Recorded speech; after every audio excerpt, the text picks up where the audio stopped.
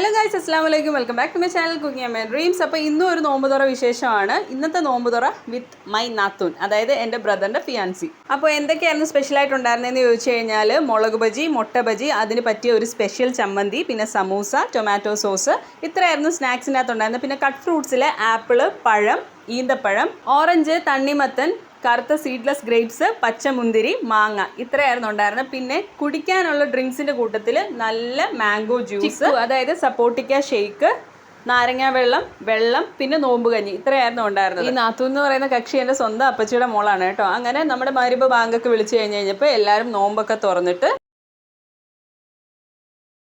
ആണുങ്ങളെല്ലാം പള്ളിയിൽ പോയി നമസ്കരിക്കാനായിട്ട് പോയ സമയത്ത് നമ്മൾ പെണ്ണുങ്ങളെല്ലാവരും കൂടെ കൂടിയിരുന്ന് സൊറ പറഞ്ഞ് ഫുഡൊക്കെ കഴിച്ചു.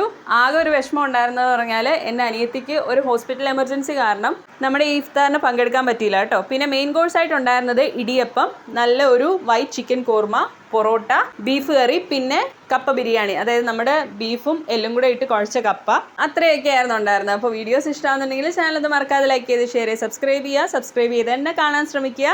അപ്പോൾ പുതിയ വീഡിയോസായിട്ട് കാണുന്നവരേക്ക് it's me Shana signing of.